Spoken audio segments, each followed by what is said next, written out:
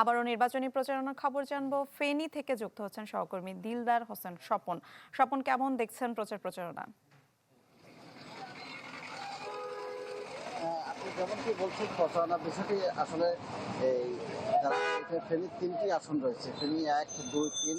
এই ফেনী ১ আসন পরশুরাম ফুলগাজী ছাগলিয়া নিয়ে গঠিত, ফেনী ২ সদর এবং ফেনী ৩ আসন দাগনভূঞা এবং সোনাগাজী নিয়ে গঠিত। এখানে ৩টি আসনে মোট ২৬ জন প্রার্থী প্রতিদ্বন্দ্বিতা করছেন।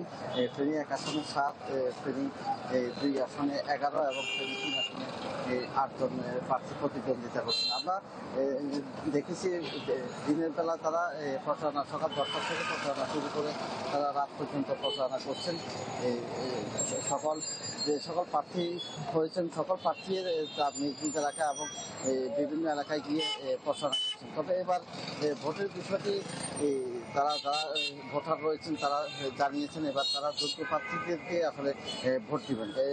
গতকালকে নির্বাচন কমিশনার অবসরপ্রাপ্ত ব্রিগেডিয়ার জেনারেল আবু ফজল মোহাম্মদ সানাউল্লাহ উনি এখানে এসেছিলেন, ফেনীতে মিটিং করেছেন। তিনি অবশ্যই স্পষ্ট জানিয়ে দিয়েছেন যে গত বারের যে নির্বাচনগুলো ছিল সেই নির্বাচনগুলো আসলে কোনো নির্বাচন ছিল না, যেখানে একপক্ষীয় নির্বাচন হয়েছে এবং ভোটাররা আসলে ভোট দিতে পারে নাই বলে তিনি জানিয়েছেন। তবে এবারের নির্বাচনে তিনি স্পষ্ট করেছেন এবারে যদি ভোট চুরির কোনো ঘটনা থাকে তাহলে ওইখানে যারাই ভোট চুরি করার জন্য তারা নাই হয়ে যাবেন, অর্থাৎ এবার কঠোরতার বিষয়টি তিনি নিশ্চিত করেছেন। তবে ফেনীতে এখনো যে অবৈধ অস্ত্রগুলা উদ্ধার না হওয়াতে আসলে ভোটাররা কিছু শঙ্কিত রয়েছেন। তবে এক্ষেত্রে আইনশৃঙ্খলা বাহিনী তৎপর থাকলে হয়তো ভোটাররা ভোট দিবেন এবং তারা এলাকায় তাদের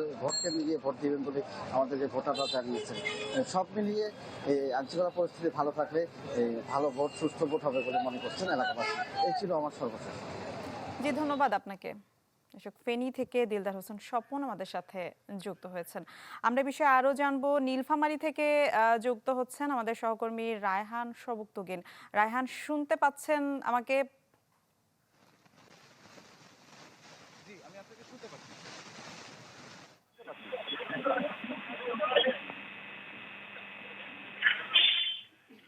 রায়হান, একটু সেখানকার নীলফামারীর প্রচারণার খবর জানতে চাই। সবেমাত্র সকাল হলো, প্রার্থীরা এখনো মাঠে নেমেছেন কিনা প্রচারণা একটু জানাবেন। মিলান, নীলফামারীতে আসলে সারা বাংলাদেশ জুড়ে যে ভোটের আমেজ রয়েছে, নীলফামারীতে এখনো শীত অনেকটাই কমেছে, কিন্তু শীতের আমেজে ভোটের যে উত্তেজনা সেটা কিন্তু চরচর করে বাড়ছে।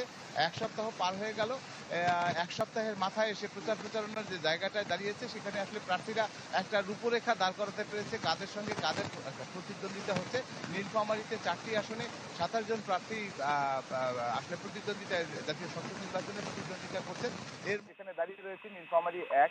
এখানে আসলে একটা ত্রিমুখী প্রতিদ্বন্দ্বিতা হচ্ছে। আর তার পাশাপাশি অন্য যে দুটো আসন রয়েছে, কোথাও দ্বিমুখী কোথাও ত্রিমুখী প্রতিদ্বন্দ্বিতা হচ্ছে। প্রার্থীরা সকাল থেকে রাত পর্যন্ত উঠোন বৈঠক, নানা জায়গায় জনসভা, তার পাশাপাশি লিফলেট বিতরণ, দৌড়ে গিয়ে মানুষের সঙ্গে যোগাযোগ করা, নিজেদের কথাগুলো সাধারণকে ভোটারদেরকে বোঝানো, এমনকি ভোটারদেরকে অন্য কোনোভাবে যদি কোনোভাবে রাজি করতে পারা, রাজনৈতিক থেকে শুরু করে নানা যে যার মতন, যেমন আঞ্চলিকতার টান এখানে দেখা যাচ্ছে প্রচারণায়। এখানে আত্মীয় স্বজনের যে প্রভাব সেগুলো ব্যবহার করতে দেখা যাচ্ছে। অর্থাৎ সবকিছু মিলে কিন্তু প্রতিদ্বন্দ্বীরা যারা রয়েছে নির্বাচনে দাঁড়িয়ে প্রতিদ্বন্দ্বিতা করছে, তারা কিন্তু সকল শক্তি নিয়ে তার প্রচারণাটাকে এগিয়ে নিয়ে যাচ্ছে এবং তার ফলে কিন্তু ভোটের একটা রূপরেখা দাঁড়িয়েছে যে কারা আর তাদের মধ্যেও কিন্তু এই আলোচনাগুলো সরব হয়েছে। চায়ের আড্ডায় আগের থেকে মানুষ অনেক বেশি কথা বলছে ভোট নিয়ে, কারা জিতবে, কে এগিয়ে আছে তার বিচার বিশ্লেষণ করছে। এগুলো সবগুলোই কিন্তু প্রচারণারই একটা অংশ, যে মানুষ যত কথা বলছে ভোট নিয়ে তত বেশি মানুষের মধ্যে এই প্রচারণার যে প্রভাবগুলো সেগুলো পড়ছে।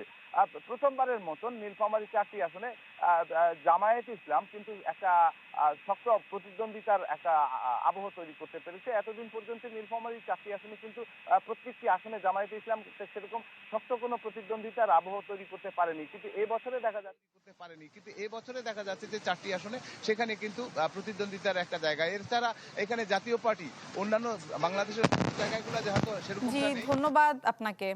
দর্শক, নীলফামারী থেকে নির্বাচনী প্রচার প্রচারণার খবর জানছিলাম আমরা।